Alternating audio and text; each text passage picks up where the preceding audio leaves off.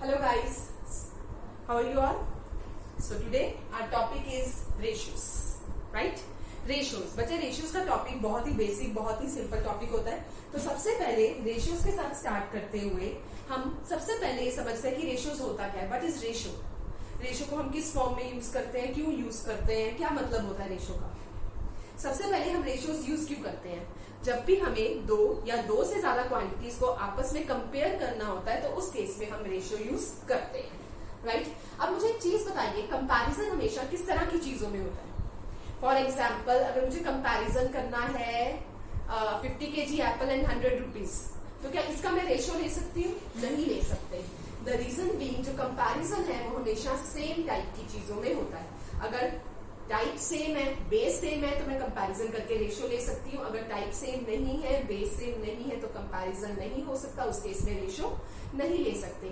For example 15 kg Apple and 10 kg oranges, इनमें दोनों में बेस सेम है, दोनों ही क्या है, क्वांटिटीज, तो इसका रेशियो लिया जा सकता है। लेकिन अगर मैं कहती हूँ 15 kg Apple and 100 rupees, ratio नहीं ले सकते। क्लियर? समझ में आया यहाँ तक सभी को? क्लियर है? चलिए अब इसको बहुत ही बेसिक एग्जांपल से शुरू करते हैं। लेकिन सपोज बच्चा, मैं कहती हूँ कि मैं एक क्लास की बात कर रही हूँ कि एक क्लास में there are 90 students. Out of 90 students उस क्लास में 50 बॉयज हैं एंड 40 गर्ल्स हैं। तो इस केस में मैं बॉयज इज टू गर्ल्स का रेशियो ले सकती हूँ। बॉयज इज टू गर्ल्स का रेशियो हमारे पास क्या आ जाएगा? 5:4। मतलब एक क्लास में बॉयज इज टू गर्ल्स की रेशियो क्या है? 5:4। What does that mean? क्या इसका ये मतलब हो सकता है कि एक क्लास में 5 बॉयज है एंड 4 गर्ल्स है? नहीं हो सकता। इसका मतलब क्या होगा? That after every 5 boys there are 4 girls. मतलब कि अगर क्लास में जो बॉयज है वो 5 के मल्टीपल में है, तो जो गर्ल्स है वो 4 के मल्टीपल में होंगी। विच मीन्स कि अगर बॉयज 5x है तो गर्ल्स 4x होंगी, where x is the common multiple. Clear? ये पॉइंट समझ में आया, राइट? चलिए अब इसके बेसिस पे बहुत ही छोटी छोटी बेसिक एग्जांपल्स करते हैं। जैसे फॉर एग्जांपल सबसे पहले फर्स्ट टाइप, मान लीजिए हमें गिवन है कि बॉयज इज टू गर्ल्स का रेशियो गिवन है 5:4, और इस केस में मुझे गिवन है कि क्लास में जो टोटल नंबर ऑफ स्टूडेंट्स हैं वो है 135। तो क्या इस केस में मैं number of boys and number of girls find out कर सकती हूँ? यस, कर सकते हैं। देखिए कैसे। बॉयज अगर फाइंड करने हैं, बॉयज की ratio 5 divided by total ratio 5 + 4 9, and it should be multiplied with 135। सो यहाँ पे हमारे पास 15 आ जाएगा। 15 × 5 75। मतलब क्लास में नंबर ऑफ बॉयज कितने हैं? 75। सिमिलरली अगर गर्ल्स की बात करें तो गर्ल्स के लिए क्या इक्वेशन बन जाएगी? 4/9 × 135, so which comes out to be 60। तो अगर क्लास में बॉयज इज टू गर्ल्स की रेशियो 5:4 है and total number of students 135 है, so number of boys 75, number of girls 60, right? पहला कॉन्सेप्ट समझ में आया? क्लियर है यहां तक सभी को? चलिए सेकेंड कॉन्सेप्ट की बात करते हैं।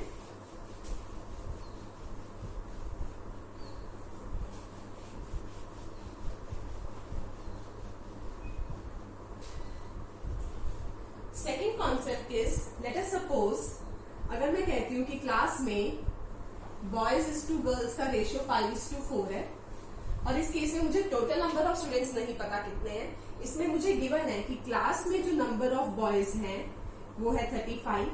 तो बताइए क्लास में नंबर ऑफ गर्ल्स कितनी होंगी? तो ये फाइंड आउट हो सकता है, हो जाएगा। बॉयज 35, नंबर ऑफ बॉयज यहाँ कितने हैं? 5x, so 5x is equal to 35, जिससे x आ गया हमारे पास 7, और गर्ल्स फाइंड करनी है तो गर्ल्स के लिए 4x फाइंड करना है। x की वैल्यू 7 पुट कर देंगे, 4 × 7 28। तो अगर क्लास में बॉयज 35 है तो गर्ल्स 28 होंगी, right? Clear? Next third concept is, late us suppose हमें ऐसा कहा गया है कि एक क्लास में बॉयज इज टू गर्ल्स का रेशियो 5:4 है।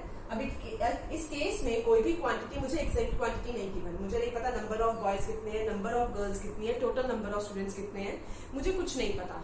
सिर्फ गिवन क्या है? That difference between number of boys and girls is 10। Number of boys and girls में जो डिफरेंस है वो है 10 का। तो बताइए क्लास में टोटल नंबर ऑफ स्टूडेंट्स कितने होंगे? तो वो भी फाइंड हो जाएगा। Difference between boys and girls is 10 means 5x and 4x, इनका जो डिफरेंस है वो कितने का है 10 का। तो यहां से बच्चे x की वैल्यू कितनी आ जाएगी 10। Total number of students find करने 5x plus 4x that is 9x। तो x 10 पुट कर देंगे तो यहां से हमारे पास आंसर क्या आएगा 90। राइट, क्लियर हो गया यहाँ तक। So total number of students जो है वो हमारे पास क्या होंगे 90। ये पॉइंट क्लियर है यहाँ तक। राइट, चलिए अब हम बच्चे रेशियोज के बेसिस पे कुछ बेसिक कॉन्सेप्ट करेंगे, जिससे क्या होगा हमारे जो भी रेशियोज के कॉन्सेप्ट पे कुछ क्वेश्चंस आएंगे तो उनकी कैलकुलेशंस जो है वो इजी हो जाएगी।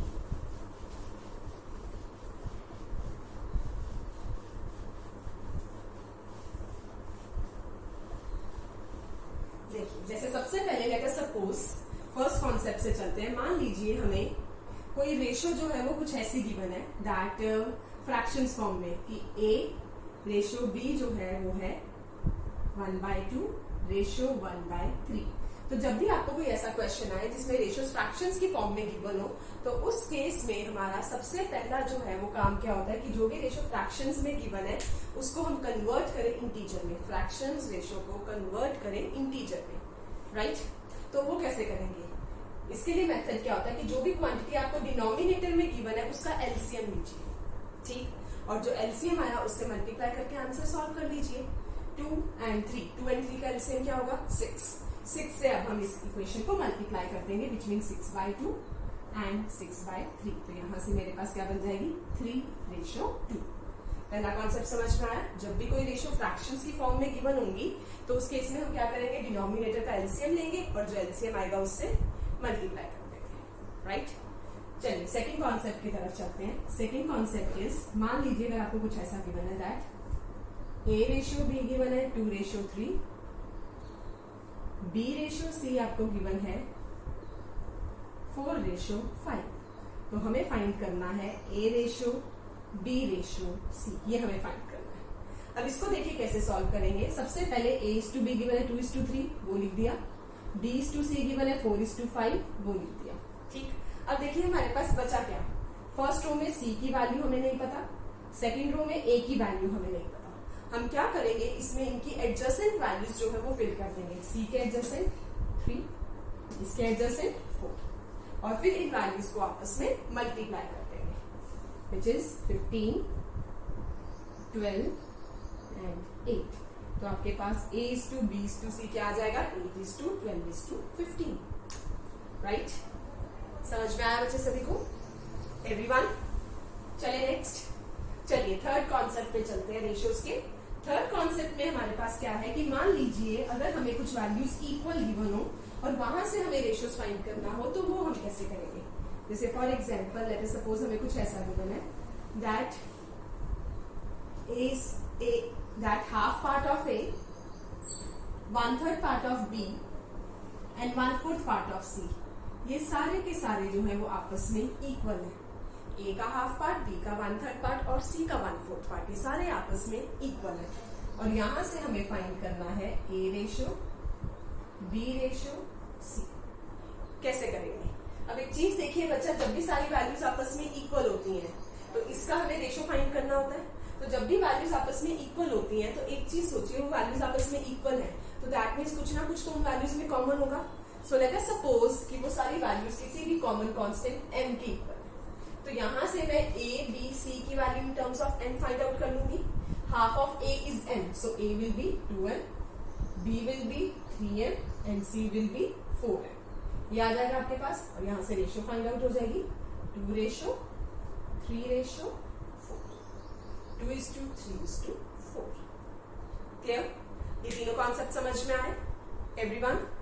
चलिए बच्चा, अब जो वर्कशीट गिवन है उस वर्कशीट में से फर्स्ट 5 क्वेश्चंस जो है वो आपको ट्राई करने हैं। आप यहाँ पे वीडियो को पॉज करके वो 5 क्वेश्चंस ट्राई कर सकते हैं, देन वीडियो को रिज्यूम करके वो क्वेश्चंस हम लोग डिस्कस करेंगे। कीजिए ट्राई जरा।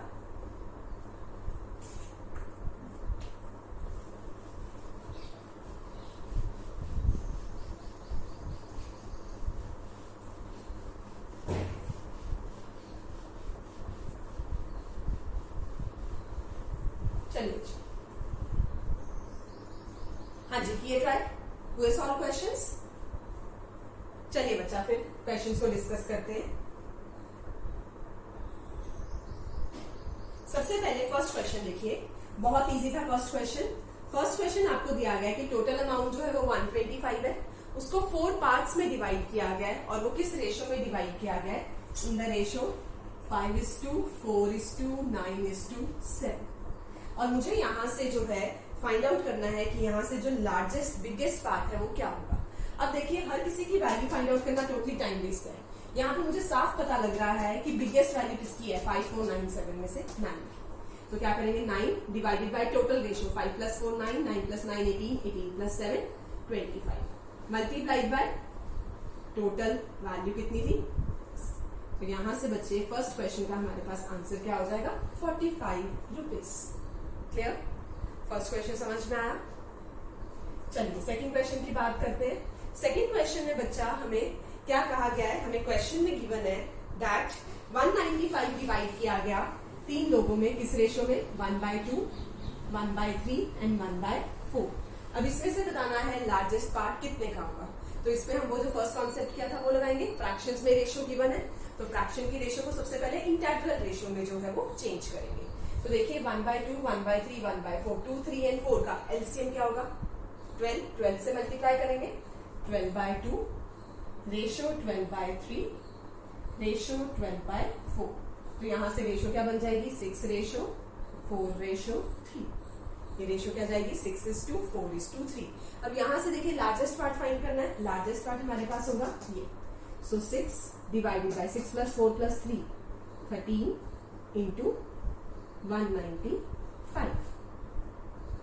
तो यहां से बच्चे आपका आंसर क्या आ जाएगा, 90 rupees. That means largest part कितने का गया, 90 रुपीज का।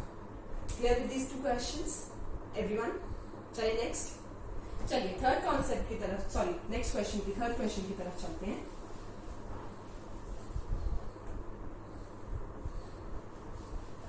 थर्ड क्वेश्चन में देखिए बच्चा आपको क्या गिवन है, 4 लोग हैं A B C D, उनमें कुछ रेशो में अमाउंट जो है वो डिवाइड किया गया है। तो इस केस में हमें फाइंड करना है कि मैक्सिमम अमाउंट किसको मिला। अब हमें गिवन है कि A:B को मिला 4:5, B:C को मिला 3:5 एंड C:D को मिला 3:2। अब यहां से we need to find out A ratio, B ratio, C ratio, D।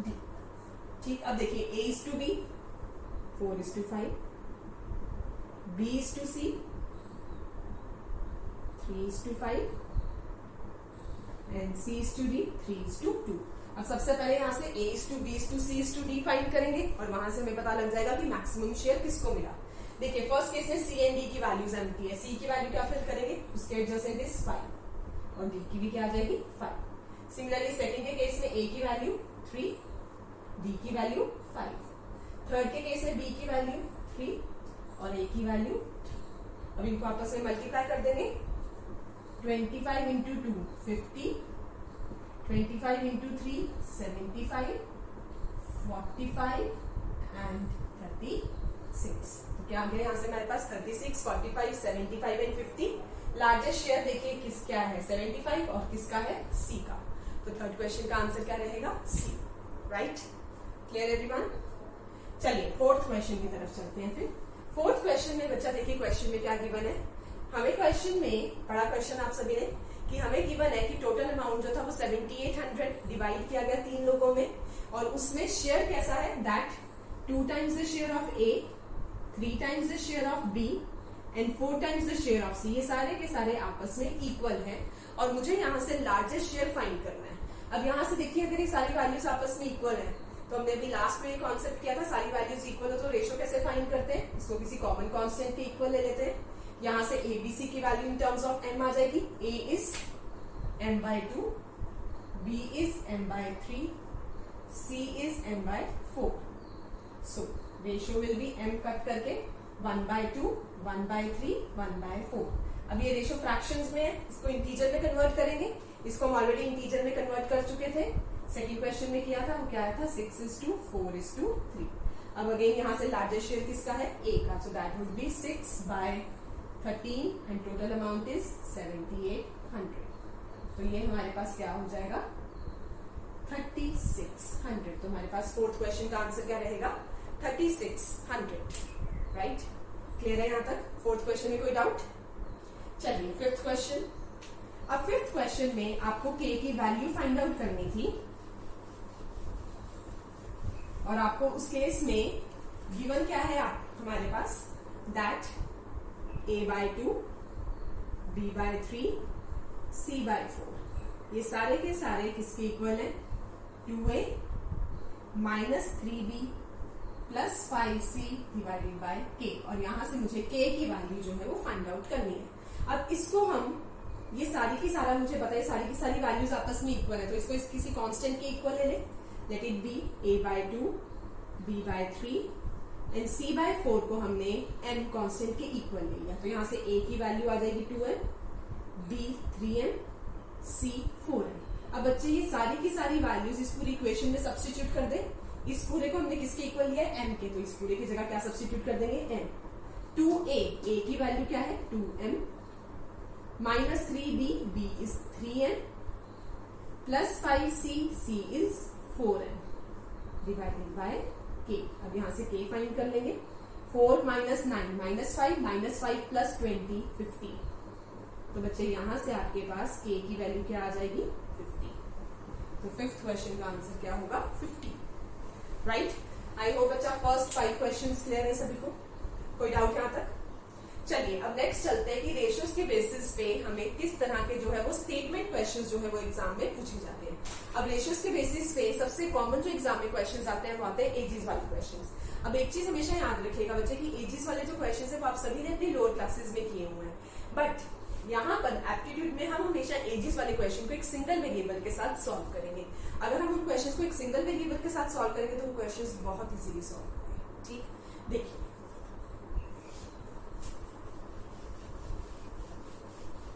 जैसे अपना क्वेश्चन नंबर बच्चे 6 पढ़िए, बहुत ही इजी क्वेश्चन है। क्वेश्चन नंबर 6 क्वेश्चन में आपको क्या कहा गया है कि दो पर्सन्स गिवन है हमें a एंड b, जिनकी एज हमें गिवन है 5, एज की रेशियो गिवन है 5:6। तो दैट मीन्स मैं मान लेती हूँ कि a की जो प्रेजेंट एज है वो है 5x और b की जो प्रेजेंट एज है वो है 6x। अब आगे क्या कहा गया है after 7 years the ratio of their ages becomes 6:7, right? तो दैट मीन्स 7 साल बाद उनकी एजेस का रेशियो हो गया 6:7। तो 7 साल बाद इनकी एजेस पे क्या इफेक्ट पड़ेगा? ये लोग 7 years इनकी एज इंक्रीज हो जाएगी।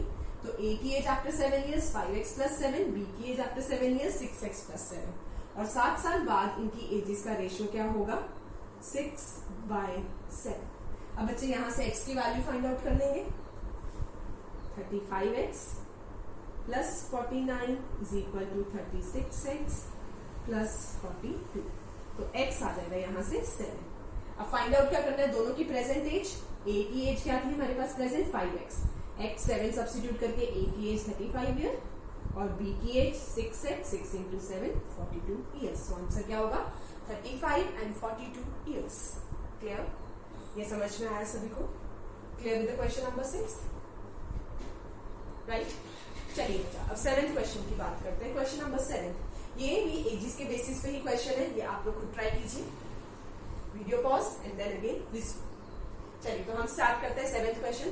7th क्वेश्चन में देखिए क्या कहा गया है the age of father was 5 times the age of son 5 years ago and it will be 3 times the age of son after 2 years.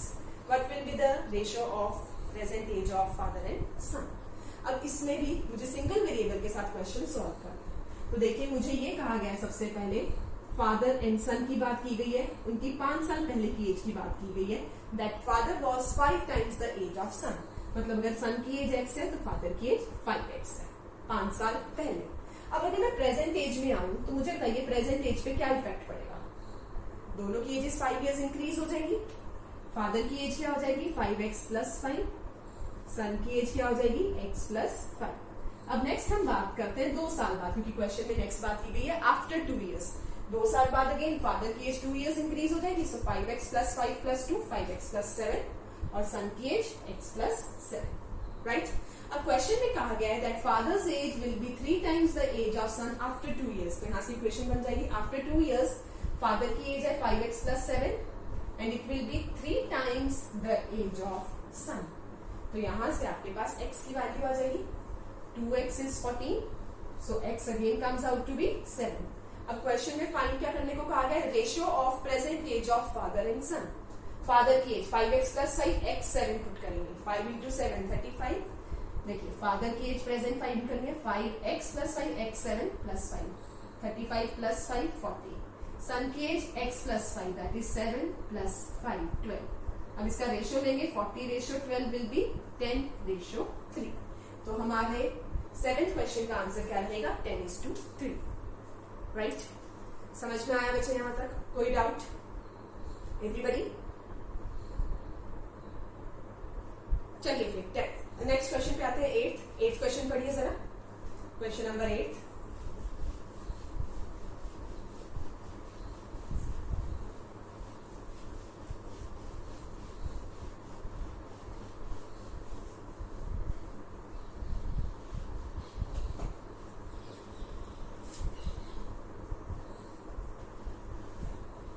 चलिए 8th क्वेश्चन में देखिए, 8th क्वेश्चन में आपको कहा गया है कि ए और बी की इनकम का रेशियो जो है बच्चे वो हमें गिवन है। कितना गिवन है? ए और बी की इनकम का रेशियो दैट इज 7:9।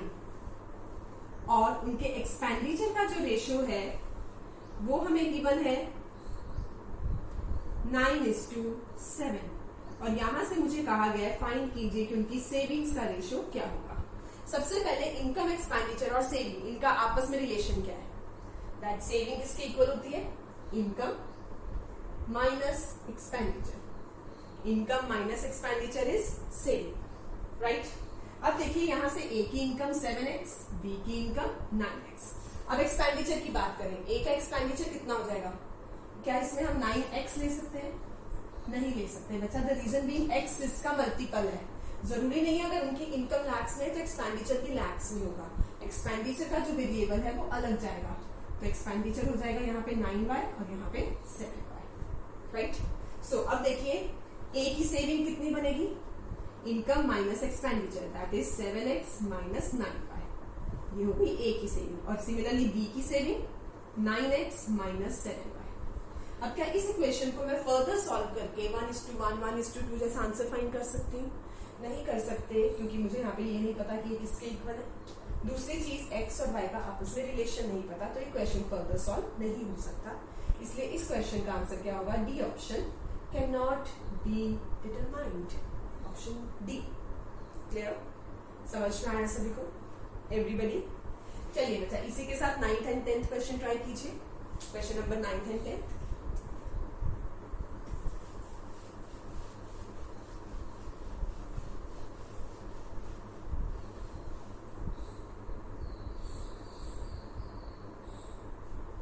चलिए बच्चा 9th क्वेश्चन में देखिए क्या कहा गया है। The ratio of the weekly income of A and B is in the ratio 9:7। A और बी की इनकम का रेशियो क्या है?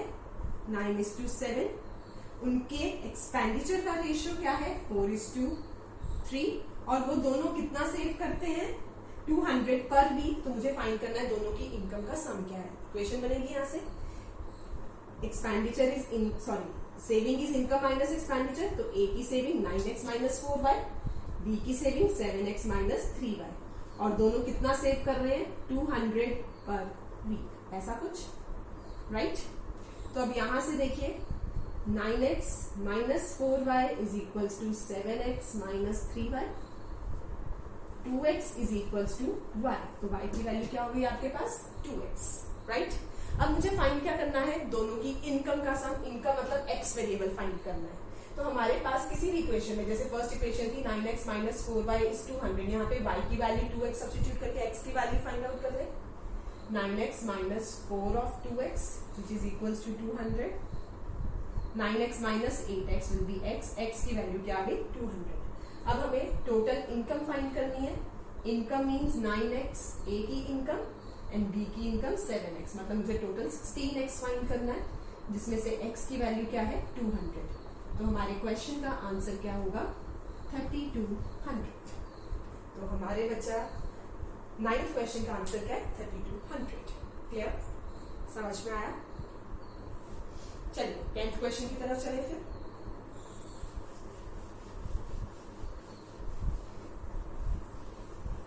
टेंथ क्वेश्चन पढ़िए बच्चा। 10th क्वेश्चन में हमें कहा गया है that the income of A B and C are in the ratio 1:2:5। A B और सी की इनकम का रेशियो है 1:2:5। अब नेक्स्ट हमें कहा जाता है कि इन तीनों को कुछ ना कुछ जो है वो इंक्रीमेंट मिला है। ए को 20%, बी को 15%, सी को 10%। इन तीनों को कुछ ना कुछ परसेंट इंक्रीमेंट मिला है। तो मुझे फाइंड करना है कि तीनों को इंक्रीमेंट के बाद जो है उनकी नई सैलरीज की रेशियो क्या होगी। अब देखिए इस क्वेश्चन को सॉल्व करने का डायरेक्ट शॉर्टकट मेथड देखते हैं। अब मुझे पता है ए की सैलरी प्रेजेंट सैलरी इनकम है 1x, बी की 2x, सी की 5x।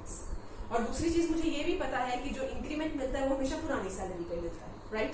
अब इस केस में रेशियो गिवन है सैलरीज की और फाइंड भी करना है रेशियो सैलरीज का ही पर इंक्रीमेंटेड। तो जब रेशियो ही गिवन हो, रेशियो ही फाइंड करनी हो, तो उस केस में x की जगह मैं x की जगह पे कोई भी वेरिएबल लेके अपने क्वेश्चन की कैलकुलेशंस को इजी कर सकती हूँ। I can take x as 10, 100, 1000, anything, I'll get my answer. Like in this question, let us suppose I take x as 100. So A salary 100, B's salary 200 and C's salary 500, right?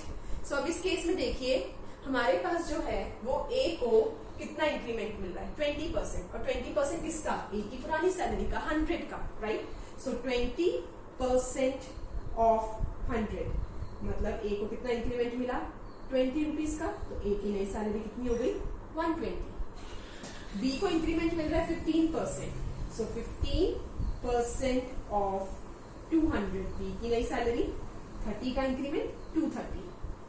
C को increment मिल रहा है 10%, 10% of 500 is 50। So C की नई salary 550। तो यहां से ratio क्या आ जाएगा 12:23:55। तो हमारे पास 10th क्वेश्चन का आंसर क्या होगा 12, 23, 55। Got this question everybody? Clear हो गया बच्चे यहां तक? कोई डाउट? गुड। चलिए नेक्स्ट हम चलते हैं 11th क्वेश्चन की तरफ। 11th क्वेश्चन में देखिए बच्चे आपको क्या कहा गया है दैट 8400 जो है वो टोटल अमाउंट गिवन है जिसको ए बी एंड सी में डिवाइड किया गया। अब अगर हम ए के अमाउंट में से ए के शेयर में से 100 डिडक्ट कर लें, बी के शेयर में से 200 डिडक्ट कर लें और सी के शेयर में से 300 डिडक्ट कर लें, तो उस केस में उसके बाद जो उनका अमाउंट बच जाता है और उन तीनों का रेशियो लिया जाता है वो बनता है 6:4:3। तो हमें फाइंड करना है कि ए का ओरिजिनल शेयर क्या होगा। क्वेश्चन समझ में आया? बताइए कैसे करेंगे इस क्वेश्चन को।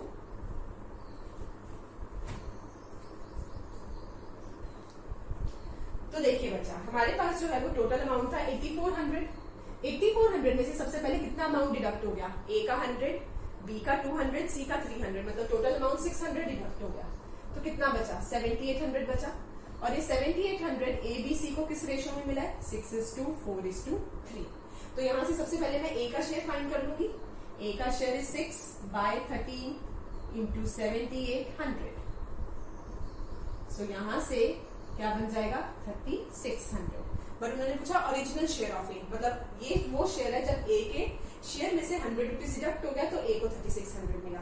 अगर ए के शेयर में से 100 डिडक्ट ना होता तो ए का ओरिजिनल शेयर कितना होता 3700, राइट।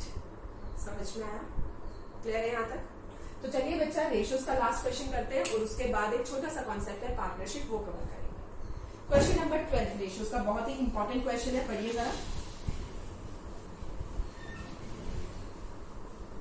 देखिए क्वेश्चन में आपको 12th क्वेश्चन में क्या कहा गया बच्चे। 12th क्वेश्चन में आपको कहा गया है that in a pack there are coins of 25 paise, 50 पैसे एंड 100 पैसे, और वो किस रेशियो में है हमारे पास 8:2:1। और टोटल मनी जो बन रही है इन कॉइन से मिला के वो हमारे पास बन रही है 20 रुपीज। तो मुझे फाइंड करना है कि उस बैग में 50 पैसा के कितने कॉइन्स है। तो देखिए यहाँ से 25 पैसा, 50 पैसा और 100 पैसा के ये कॉइन्स है और टोटल अमाउंट इज 20 रुपीज। क्या ये इक्वेशन करेक्ट है मेरे पास? नहीं, ये इक्वेशन इनकरेक्ट है, क्योंकि रेशियोज के लेक्चर के स्टार्टिंग में बच्चा मैंने क्या बताया है कि हम तभी जो है वो ये रेशियो ले सकते हैं जब हमारे पास बेस कॉमन होगा। क्या इस केस में बेस कॉमन है? ये है, ये क्या था नंबर ऑफ कॉइन्स, ये क्या है अमाउंट रुपीज। क्या नंबर ऑफ कॉइन्स कभी भी रुपीज के इक्वल हो सकते हैं? नहीं हो सकते। तो मुझे क्या करना है, सबसे पहले इनका बेस सेम करना है, मतलब नंबर ऑफ कॉइन्स को भी रुपीज में कन्वर्ट करना है। सो अगर मैं कहती हूँ कि 25 पैसे के मेरे पास 8x कॉइन्स है, तो 25 पैसे से कितने रुपीज होंगे मेरे पास? 125 पैसा इज, अगर हम इसको रुपीज की फॉर्म में देखें तो क्या होगा, कितने 25 पैसा कॉइन्स मिला के 1 रुपी बनता है? 4। मतलब 125 पैसा कॉइन की value in terms of rupees क्या है? 1/4। तो इसको रुपीज में कन्वर्ट करने के लिए it should be multiplied with 1/4। 50 पैसा के केस में वो किससे मल्टीप्लाई होगा? 1/2 से। एंड 100 पैसा के केस में 1 से। तो यहां से देखिए 2x plus x plus x is 20, 4x is 20, so x is 5, right? x की वैल्यू क्या आ गई? 5।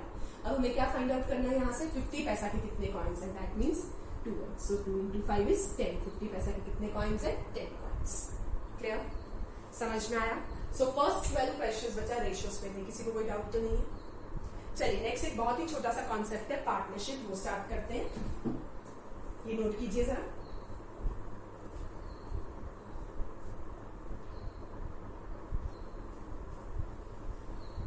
कर लिया नोट? चलिए बच्चे, पार्टनरशिप, सबसे पहले मुझे बताइए पार्टनरशिप का मतलब क्या होता है? जब भी 2 या 2 से ज्यादा लोग मिलकर किसी बिजनेस में इन्वेस्ट करते हैं, दैट इज पार्टनरशिप, राइट? अब मुझे एक चीज बताइए, अगर 2 लोगों ने बिजनेस में इन्वेस्टमेंट की है तो उस बिजनेस से जो प्रॉफिट मिलेगा, क्या वो दोनों पार्टनर्स के बीच में इक्वल डिवाइड होगा? होगा या नहीं होगा?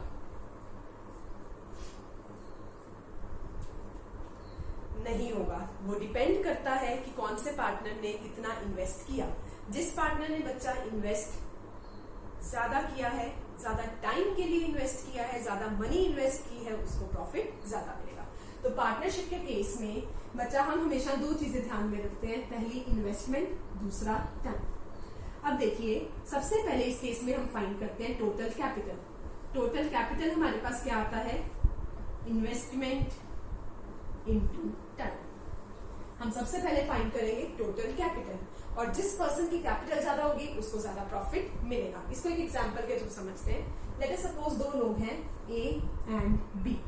ए इन्वेस्ट कर रहा है, ए ने इन्वेस्ट किया लेट अस सपोज 10,000, बी ने इन्वेस्ट किया 6,000। ए ने इन्वेस्ट किया मान लीजिए 6 मंथ्स के लिए, बी ने इन्वेस्ट किया 8 मंथ्स के लिए। तो इन्वेस्टमेंट इनटू टाइम कैपिटल आ जाएगा। ए का कैपिटल 60,000, बी का कैपिटल 48,000।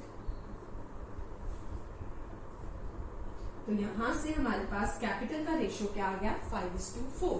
अब एक चीज हमेशा याद रखिए, जो आपका कैपिटल का रेशियो होता है वही हमारा प्रॉफिट शेयरिंग का भी रेशियो होता है, राइट? तो मतलब ए और बी को जो प्रॉफिट मिलेगा वो भी किस रेशियो में मिलेगा? 5:4 की रेशियो में। अब मान लीजिए कि इनको इनके बिजनेस से जो टोटल प्रॉफिट है वो हुआ 1,80,000। तो बच्चा मैं फाइंड कर सकती हूँ ए को कितना प्रॉफिट मिलेगा, बी को कितना प्रॉफिट मिलेगा।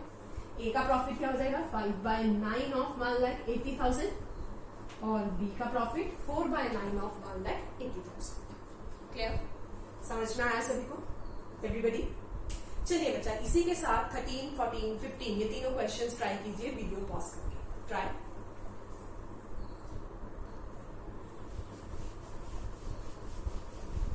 हाँ जी कीजिए बच्चा। 13, 14, 15 क्वेश्चन ट्राई। चलिए देखिए उनको सॉल्व कैसे करना है। 13 क्वेश्चन तो बच्चा बहुत ही सिंपल था, जैसा मैंने आपको भी एग्जांपल करवाई थी, बिल्कुल ऐसा ही था। इसमें देखिए हमें 3 लोग गिवन है, ए, बी एंड सी। ए का जो इन्वेस्टमेंट है वो हमें गिवन है 800 4 मंथ्स के लिए। बी का इन्वेस्टमेंट हमें गिवन है 1200 8 मंथ्स के लिए। सी का इन्वेस्टमेंट हमें गिवन है 1400 10 मंथ्स के लिए। तो यहां से सबसे पहले रेशियो फाइंड करेंगे।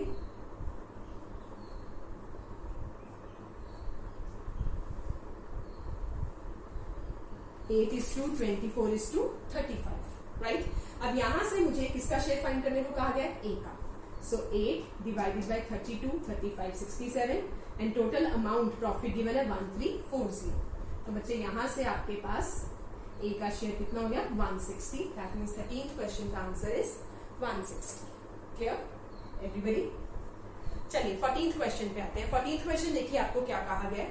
14th क्वेश्चन में बच्चा एक चीज बहुत ध्यान से देखिए, 3 लोगों ने इन्वेस्टमेंट की है, जिसमें से ए की इन्वेस्टमेंट किस पे डिपेंड कर रही है, बी पे, बी की इन्वेस्टमेंट सी पे, और सी की इन्वेस्टमेंट इंडिपेंडेंट है। तो इस क्वेश्चन को मैं स्टार्ट करूंगी सी की इन्वेस्टमेंट के साथ। लेट अस सपोज सी की इन्वेस्टमेंट है एक्स, राइट। अब बी ने कितना इन्वेस्ट किया है हमारे पास, बी ने इन्वेस्ट किया है 500 more than C, that is X plus 500, और ए ने कितना इन्वेस्ट किया है 700 मोर देन बी, तो X plus 500 plus 700 is X plus 1200, और इन तीनों की टोटल इन्वेस्टमेंट हमें गिवन है 4700, तो मतलब इन तीनों का sum is 4700, 3x plus 1700 is equal to 4700, so 3x किसके इक्वल हो गया 3000 के, x की वैल्यू क्या आ गई 1000, तो यहां से तीनों का शेयर आ गया, a का शेयर इज 2200, 1000 प्लस 1200, b का शेयर 1000 प्लस 500 इज 1500, c का शेयर 1000, सो रेशियो इज 22, 15, 10। अब यहां से हमारे पास पूछा क्या गया है, अगेन a का शेयर पूछा गया, तो a का शेयर फाइंड कर लेंगे, 22 by 47, total amount is 423, so that comes out to be 198, तो a का शेयर कितना हो जाएगा 198, राइट। समझ में आया वैसे सभी को, इजी थे ना क्वेश्चंस। चलिए 15th क्वेश्चन पे आइए। 15th क्वेश्चन में बच्चा हमें कहा गया है दैट ए बी एंड सी तीनों ने ही इन्वेस्टमेंट की किसी बिजनेस में, इनिशियली तीनों ने 10,000 इन्वेस्ट किया, बट 4 मंथ्स बाद ए और बी ने अपनी इन्वेस्टमेंट चेंज कर ली, बट सी ने अपनी इन्वेस्टमेंट सेम रखी। तो मुझे फाइंड करना है कि आफ्टर अ ईयर तीनों को किस रेशियो में प्रॉफिट मिलेगा।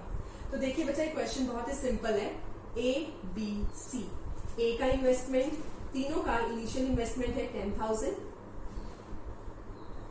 ए ने इन्वेस्ट किया 10,000 4 मंथ्स के लिए, और 4 मंथ्स बाद ए ने अपनी इन्वेस्टमेंट हाफ कर दी, सो 10,000 से कितनी कर दी 5,000, 1 ईयर की बात हो गई, तो कितने मंथ्स बचे 8। सिमिलरली बी ने 4 मंथ्स बाद 5,000 और इन्वेस्ट किया, तो 10,000 के बाद कितना किया उसने 15,000 8 मंथ्स के लिए, और सी ने तो पूरा का पूरा ही 12 मंथ्स के लिए इन्वेस्टमेंट की।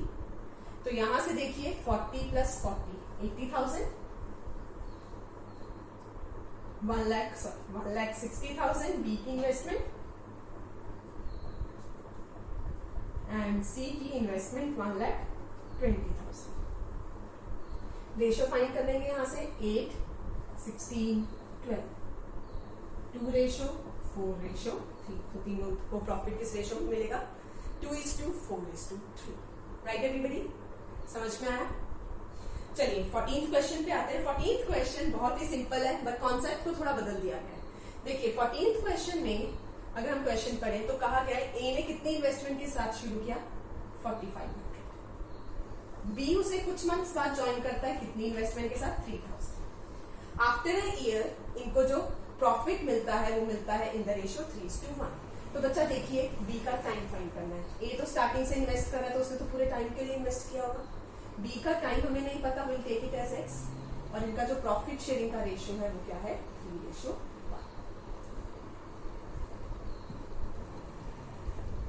तो यहां से हमारे पास आंसर आ जाएगा कि बी ने कितने मंथ्स के लिए इन्वेस्ट किया 6 मंथ्स। क्लियर, समझ में आया। तो इसमें उल्टा कॉन्सेप्ट था, आगे प्रॉफिट शेयरिंग की रेशियो फाइंड करना था, टाइम गिवन होता है, इस केस में टाइम फाइंड करना था, प्रॉफिट शेयरिंग की रेशियो गिवन थी, तो एक्स आ जाएगा 6 मंथ्स। Clear everybody. चलिए last question for the day, बिल्कुल सेम इसके जैसा क्वेश्चन है, बट डिफरेंस क्या है कि उसमें फ्रैक्शंस में बात की गई है। देखिए क्वेश्चन में क्या कहा गया है, that Rahul invested 1/4 of the capital for 15 months. Rahul ने कैपिटल में से 1/4 इन्वेस्ट किया 15 मंथ्स के लिए। सो अगर राहुल ने 1/4 इन्वेस्ट किया, दो ही पार्टनर्स है, तो भारती कितना इन्वेस्ट करेगी 3/4। भारती का टाइम हमें नहीं पता, वो हमें फाइंड करना है। अब ये प्रॉफिट शेयरिंग की रेशियो बन गया, भारती को प्रॉफिट कितना मिल रहा है 2/3। अगर भारती को बच्चा 2/3 प्रॉफिट मिल रहा है तो राहुल को कितना प्रॉफिट मिलेगा 1/3। तो बस यहां से हम क्वेश्चन को सॉल्व कर लेंगे। 5/x is equal to 1/2, so x comes out to be 10 months। मतलब भारती ने कितना टाइम इन्वेस्ट किया है 10 months। क्लियर, समझ में आया। So this is all about your ratios and partnership. In case of any doubts, just text me. Thank you so much.